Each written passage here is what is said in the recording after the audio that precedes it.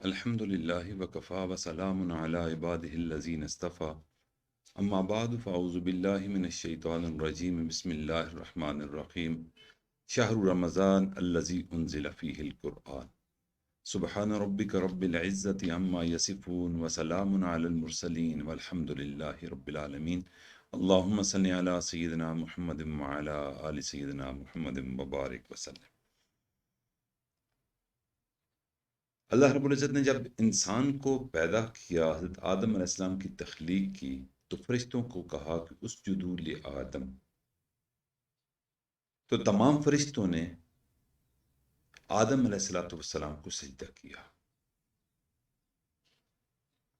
الا ابلیس، مگر ابلیس نے سجدہ نہیں کیا اور اس نے تکبر کیا، ابا واستکبر، اس نے انکار کیا اور تکبر کیا، وکان من الکافرین، اور وہ کافروں میں سے ہو گیا۔ اللہ رب العزت نے وجہ پوچھی کہ ما منعک اللہ تسجد، تمہیں سجدہ کرنے سے کس چیز نے روکا؟ تو اس نے حقارت سے حضرت آدم علیہ السلام کی طرف دیکھا اور تکبر سے کہنے لگا انا خیر منہ خلقتنی من نار وخلقتہ من طین، کہ میں ان سے بہتر ہوں انسان سے، اس انسان کو تو نے مٹی سے پیدا کیا اور مجھے تو نے آگ سے پیدا کیا۔ یوں جب تکبر سے بولا تو اللہ تعالیٰ نے پھر اس کو راندے درگاہ کہتے ہوئے یہ فرمایا فخرج منہا فإنک رجیم، تو نکل جا مردود شیطان، تو بڑا مردود، بے شک مردود ہے۔ جب شیطان کو اللہ رب العزت نے حضرت آدم علیہ السلام کو سجدہ نہ کرنے کی پاداش میں راندے درگاہ کیا تو اس کو آدم علیہ السلام پر بہت غصہ آیا، کہنے لگا میں آدم علیہ السلام اور ان کی اولاد کو بھٹکاؤں گا ورغلاؤں گا، وَلَا تَجِدُ أَكْثَرُهُمْ شَاكِرِينَ، ان میں سے اکثر لوگوں کو آپ شکر گزار نہیں پائیں گے۔ اس نے پھر مہلت طلب کی کہ یا اللہ مجھے اس کی مہلت بھی دے دیں کہ میں قیامت تک آپ کی اس خلیفے کو، آدم کی اولاد کو ورغلاتا رہوں۔ تو اللہ تعالیٰ نے کیا کیا، اِنَّكَ مِنَ الْمُنظِرِينَ، اللہ تعالیٰ نے اس کو مہلت دے دی۔ جب مہلت دے دی تو اس نے قسم کھائی، قسم بھی اپنی نہیں کھائی، رب کی کھائی، فَبِعِزَّتِكَ لَأُغْوِيَنَّهُمْ أَجْمَعِينَ إِلَّا عِبَادَكَ مِنْهُمُ الْمُخْلَصِينَ۔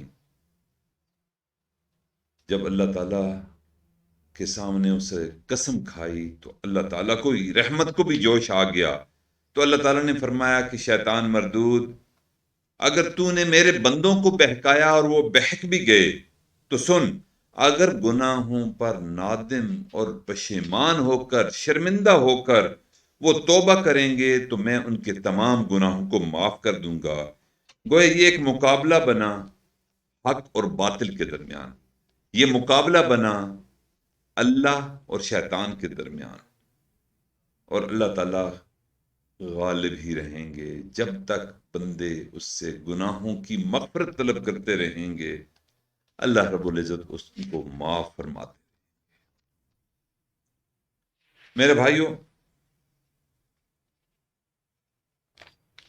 اللہ رب العزت نے اس رمضان کو ہمارے لیے مغفرت کا مہینہ بنا کر، بخشش کا مہینہ بنا کر بھیجا۔ آج کی اس نشست میں ہم وہ بہانے جو اللہ رب العزت ہمیں بخشنے کے لیے اختیار کر رہے ہیں، ان بہانوں کا تذکرہ کریں گے اور رب کی کریمی کا اندازہ اور شفقت کا اندازہ کریں گے کہ اللہ تعالیٰ اپنے بندوں پر کتنا مہربان ہے اور شیطان کو ہر حال میں وہ ذلیل کرنا چاہتا ہے اور بندوں کو بخشنا چاہتا ہے۔ پہلا بہانہ، جب رمضان مبارک آتا ہے تو اللہ تعالیٰ جبرائیل علیہ السلام کو بھیجتے ہیں کہ تم فرشتوں کے پاس جا کر، فرشتوں کے ساتھ جا کر سرکش جتنے بھی شیاطین ہیں ان کو قید کر لو، تاکہ میرے محبوب کی امت کے روزوں کو وہ خراب نہ کریں۔ تو سرکش شیطانوں کو اللہ تعالیٰ نے بندوا دیا۔ ہوتا بھی یہ ہے کہ جب کسی سے کسی کا دوست لڑ رہا ہو تو اس کے دشمن کے ہاتھ پکڑ کر اس کو مرواتا ہے، تو اللہ تعالیٰ بھی فرشتوں کے ذریعے شیطان کے ہاتھ پکڑ کر اس کو مروانا چاہتے ہیں اپنے بندوں کے ذریعے، تاکہ میرے بندوں کو شیطان اس مبارک ماہ میں ورغلا نہ سکے اور وہ عبادت میں مصروف رہیں۔ اور یہ پہلا بہانہ اللہ تعالیٰ نے یہ بنا دیا کہ انسانیت کے سب سے بڑے دشمن شیطان کو قید کر دیا۔ دوسرا بہانہ، اللہ رب العزت نے عام دنوں کے اور رمضان کے دنوں میں جو اعمال کیے جاتے ہیں ان اعمال پر اجر کا ریٹ بڑھا دیا، یہ دوسرا بہانہ کر دیا۔ حالانکہ پہلے سے ہی بہت اجر دینے کا وعدہ کیا ہے۔ عام حالات میں ثواب کا دستور کیا ہے کہ من جاء بالحسنۃ فلہ عشر امثالھا، کہ ایک نیکی کرو گے تو 10 نیکیاں ملیں گی، اگر مزید اخلاص کے ساتھ کرو گے تو اس نیکی کی مثال کیسے ہے؟ کمثل حبۃ انبتت 7 سنابل فی کل سنبلۃ 100 حبہ، کہ ایک دانے کی مثال کی طرح ہے جس نے 7 بالیاں نکالی ہوں اور ہر بالی میں 100 دانے نکلیں تو 700 دانے بن گئے۔ اس طرح ایک عمل کے ایک اجر کو اللہ تعالیٰ رمضان المبارک میں 700 گنا کر دیں گے۔ نبی کریم صلی اللہ علیہ وسلم نے دعا مانگی، اللہ میری امت کے اعمال کا اجر اور کر دیجئے، تو اللہ تعالیٰ نے اعمال کا اجر بڑھا دیا۔ بے شک انما یوفی الصابرون اجرہم بغیر حساب، میں بے حساب اجر بڑھاؤں گا، تو اللہ تعالیٰ کی طرف سے بہت ہی اجر کا وعدہ ہے۔ اور تیسرا بہانہ کیا ہے؟ تیسرا بہانہ یہ ہے کہ بوقت افطاری دعا کا قبول ہونا۔ میرے بھائیو 17 روزے گزر چکے، آج 17واں روزہ ہے۔ بے وقت افطاری اللہ تعالیٰ مومن کی مانگی ہوئی ہر دعا کو قبول فرماتے ہیں۔ یعنی اللہ فرما رہے ہیں کہ میرے بندو تم روزہ رکھو گے، افطاری کے وقت ہم تمہاری دعا کو قبول کریں گے۔ اب ذرا اس کی حقیقت کو سنیے۔ فرض کریں گھر میں کوئی بجلی کا کام کروانا ہو تو ہم الیکٹریشین کو بلاتے ہیں۔ پہلے ہم یہ طے کرتے ہیں کہ تم کتنا اس کا افزانہ لوگے، کتنے پیسے لوگے۔ طے اس لیے کرتے ہیں کہ کہیں وہ ہم سے زیادہ نہ مانگ لے، اور ہم زیادہ دے نہیں سکتے، افورڈ نہیں کرتے۔ لیکن جن کے پاس مال و منال زیادہ ہوتا ہے وہ پہلے مزدور سے مزدوری طے نہیں کرتے، بلکہ کام کرنے والے کو بلا کر کام کراتے ہیں، وہ جتنا مانگتا ہے اس کو وہ دے دیتے ہیں۔ تو معلوم ہوا کہ عام آدمی مزدوری طے کرتا ہے اور امیر آدمی کہتا ہے جتنا مانگو گے دے دیں گے۔ اللہ رب العزت نے روزے کو بھی ایسا بنا دیا کہ میرے بندے تم پورا دن روزہ رکھو گے، میری محبت میں کھاؤ گے پیو گے نہیں، میں تم کو بغیر حساب کے اس کا اجر عطا فرما دوں گا۔ وہ خالق اور مالک ہے، اس نے کس کو جواب دینا؟ اس لیے میرے بھائیوں یہ بہانہ اللہ نے بنا دیا کہ تم افطاری سے پہلے جتنا مانگو گے میں اتنا عطا کروں گا۔ اس لیے ہمیں دعا یقین کے ساتھ مانگنی چاہیے۔ ہم پورے 11 ماہ دھکے کھاتے رہتے ہیں، مزدوریاں کرتے ہیں، محنتیں کرتے ہیں، کام کرتے ہیں، دفتر میں کام کرتے ہیں، کھیتوں میں کام کرتے ہیں، میرے بھائیوں دکان پہ کام کرتے ہیں، پورا سال دھکے کھاتے رہتے ہیں۔ اللہ نے کہا کہ دھکے بہت ہو گئے، اب 1 ماہ ایسا ہے کہ افطاری سے پہلے تم جو کچھ مجھ سے مانگو گے میں تمہیں وہ عطا کر دوں گا۔ اور واقعی سچ فرمایا، نبی علیہ الصلوۃ والسلام نے ضمانت دے دی کہ فی کل یوم و لیلۃ دعوۃ مستجابۃ، کہ رمضان میں ہر دن اور رات میں ایک دعا قبول کی جاتی ہے۔ اس لیے ہمیں چاہیے کہ افطاری سے پہلے ہم خوب دعا کیا کریں، اور اللہ تعالیٰ نے یہ دعا کی نعمت دے کر ہمیں بہانہ ہمارے لیے بنا دیا بخشش کا، مغفرت کا، اس کے فضل کا، اس کے کرم کا، اس کی طرف سے صحت کی نعمت کا، رزق کی نعمت کا، یہ ساری عطائیں دینے کا بہانہ بنا دیا۔ اور یہ تیسرا بہانہ تھا۔ اس لیے ہمیں چاہیے دل کھول کر مانگیں، اور واقعی وہ مانگنے والوں کو عطا کرتا ہے۔ اور شاعر نے بھی کہا ٹوٹے رشتے وہ جوڑ دیتا ہے، بات رب پہ جو چھوڑ دیتا ہے، اس کے فضل و کرم کا کیا کہنا، لاکھ مانگو کروڑ دیتا ہے۔ اس لیے ہمیں مانگنا چاہیے۔ چوتھا بہانہ کیا ہے؟ چوتھا بہانہ یہ ہے کہ بندہ ہو سکتا ہے مصروف ہو، دکان پہ بیٹھا رہے، بھاگتے بھاگتے وہ افطاری کے وقت گھر آئے، ایک کھجور ہاتھ سے پکڑے، منہ میں ڈالے اور افطاری کر لے، اس کو دعا کو موقع نہ ملے۔ اللہ نے اس پر بھی ہمارے ساتھ نرمی والا معاملہ کر دیا کہ میرا بندہ، تو روزہ تو میرے لیے تو نے رکھا تھا، لیکن مصروفیت میں تو اتنا غرق ہو گیا کہ دعا مانگنے کی نوبت تجھے نہ آئی، تو دعا نہ مانگ سکا۔ کوئی بات نہیں، میں تیری اس دعا کی قبولیت کے لیے کچھ اور مخلوق کو لگا دوں گا جو تیرے لیے مغفرت کی دعا کرتی رہے گی۔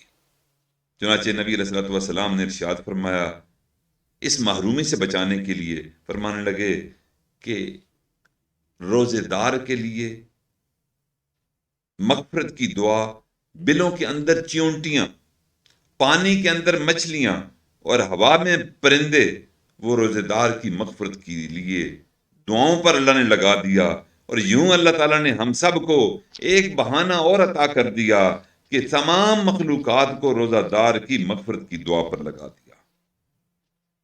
پانچواں بہانہ، رمضان المبارک کی ہر رات میں حدیث پاک میں آتا ہے کہ 10 لاکھ جہنمی نار جہنم سے بری کر دیے جاتے ہیں۔ یہ تو سمجھانے کے لیے ایک بڑی تعداد بتا دی، ورنہ تو کس قدر معاف کیے جاتے ہیں ہمیں اس کا اندازہ ہی نہیں۔ ایک قبیلہ تھا جس قبیلے کا نام نبی رسول اللہ والسلام کے دور میں بنی کلب تھا۔ اس بنی کلب قبیلے میں اکثر لوگ چروائے تھے، ہر ایک کے پاس 500 ہزار بکریاں ایک ایک بندے کے پاس ہوتی تھیں۔ جب سارے قبیلے کی بکریاں نکلتی تھیں تو کتابوں میں لکھا ہے کہ 2 پہاڑوں کے درمیان جتنی بڑی وادی تھی وہ بھر جاتی تھی۔ نبی علیہ الصلوۃ والسلام نے اس قبیلے کا نام لے کر فرمایا کہ رمضان سے قبل 15ویں شعبان کی رات میں اللہ تعالیٰ اس قبیلے کی بکریوں کے برابر، بالوں کے برابر جہنمیوں کو جہنم سے بری کر دیتے ہیں۔ میرے بھائیو، جس رمضان کا استقبال ایسا ہو کہ کروڑوں اربوں لوگوں کو نار جہنم سے آزاد کر دیا جاتا ہے، بکریوں پر اتنے، جسم پر اتنے بال تو ہوتے ہیں، جب رمضان سے پہلے اس طرح کا استقبال ہے تو آپ خود اندازہ لگائیں کہ رمضان کے اندر اللہ تعالیٰ کتنے کریم ہو جاتے ہوں گے۔ اور اللہ تعالیٰ نے رمضان کی ہر رات ایک فرشتے کے ذریعے اعلان فرماتے ہیں کہ میرے بندوں سے کہہ دو کہ حل من سائل فأعطی لہ، ہے کوئی سوال کرنے والا کہ میں اس کے سوال کو پورا کر دوں۔ اس لیے میرے بھائیوں، جب مانگنے والا جتنا مانگے تو دینے والے نے اس کی ہمت بندھا دی کہ تم مانگ تو صحیح، حل من سائل، کوئی ہے مانگنے والا۔ جیسے اردو کا بھی شعر ہے کہ ہم تو مائل بکرم ہیں، کوئی سائل ہی نہیں، راہ دکھلائیں کسے راہ رو منزل ہی نہیں۔ میرے بھائیوں، ہمارے مانگنے میں کسر ہے، اللہ کے دینے میں کوئی کسر نہیں۔ پھر اللہ رب العزت نے ایک اور معاملہ کر دیا، ایک اور اتنا بڑا بہانہ مغفرت کا، بخشش کا ہمیں عطا کر دیا کہ فرما دیا کہ ایک ایسی بھی رات ہوگی اس ماہ مبارک میں جو 1000 مہینوں سے بہتر ہوگی۔ 1000 مہینوں کے تقریباً 83 سال بنتے ہیں۔ آج کل اکثر لوگوں کی عمریں 60-70 سال کے درمیان ہوتی ہیں، بہت کم لوگ ہوتے ہیں جو 70 سے اوپر جاتے ہیں، کوئی بہت ہی شاذ ہی ہوں گے جو 80 کے قریب پہنچیں۔ لیکن قربان جائیں اللہ آپ کی بخشش کے بہانے پر کہ اللہ نے کہا کہ تم میں ایک ایسی رات دوں گا کہ اس رات میں تم اگر تم نے پا لی تو تمہیں 83 سال کی عبادت کا ثواب تمہارے نام اعمال میں لکھ دیا جائے گا۔ اب میرے بھائیو، جس کے نام اعمال میں 83 سال کی عبادت کا ثواب لکھا جائے تو آپ خود سوچئے کہ ہماری ایوریج عمر تو اس سے بھی کم ہی بنتی ہے۔ اب سوال یہ پیدا ہوتا ہے کہ ہم لیلۃ القدر میں عبادت کیسے کریں؟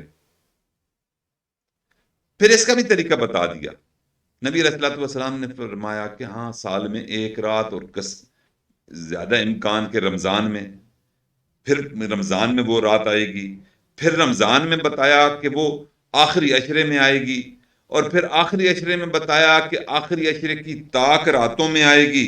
یعنی اس کو خفیہ رکھا کہ میرے بندو تم لگے رہو۔ جب کوئی بندہ مانگنے پہ لگا رہے تو رمضان پوری کی راتیں وہ مانگتا رہتا ہے کہ ہو سکتا ہے یہ شب قدر ہو، پھر آخری عشرے میں، اور پھر طاق راتوں میں۔ مگر زیادہ گمان یہی ہے کہ اللہ تعالیٰ بندے کے گناہوں کو معاف کرنا چاہتے ہیں، اس کے نام اعمال کو نیکیوں سے بھرنا چاہتے ہیں۔ تو اس رات میں اللہ تعالیٰ جبرائیل علیہ الصلوۃ والسلام کو نیچے اتارتے ہیں، اور اس وقت وہ نیچے جب آتے ہیں تو چوراہوں پر وہ جھنڈے لگاتے ہیں، اور جھنڈے لگا کر لوگوں کی بخشش کی بشارتیں عطا فرماتے ہیں۔ اور پھر بعض بندے تو ہمارے جیسے ڈھیلے ہوتے ہیں، وہ طاق راتوں میں عبادت کرنے کی نیت کرتے ہیں، سو جاتے ہیں، اور پھر آخری وقت میں سحری کے لیے اٹھتے ہیں اور کفِ افسوس ملتے ہیں۔ اللہ نے کہا نہیں، کفِ افسوس نہ ملو، تم سحری سے پہلے تھوڑا سا وقت بھی پا لو گے تو وہی شب قدر ہوگی۔ یہ حتیٰ مطلع الفجر، وہ طلوع فجر تک باقی رہتی ہے کہ میرا بندہ تو تھکا ہوا تھا، سو گیا، تو سست تھا، مانگ نہ سکا، تو عبادت نہ کر سکا، ذکر اذکار تلاوت نہ کر سکا، کوئی مسئلہ نہیں۔ اب آخری لمحے بھی تجھے احساس ہوا ہے، طاق رات کو تو لیلۃ القدر کو پانا چاہتا ہے، طلوع فجر سے پہلے تم تھوڑی سی عبادت کر لو گے، اور اللہ تعالیٰ اس عبادت کو قبول کر کے تمہارے لیے بخشش کے بہانہ بنا دیا کہ میرا بندہ تو جو بھی مانگے گا میں تیری مانگ کو پورا کروں گا۔ اور اللہ تعالیٰ سے بندے نے لیلۃ القدر مانگی، اللہ نے 83 سال کی عبادت کا ثواب اس کے نام اعمال میں لکھ دیا۔ کس کی مغفرت نہیں ہوتی اس رات میں؟ 4 بندوں کی مغفرت نہیں ہوتی۔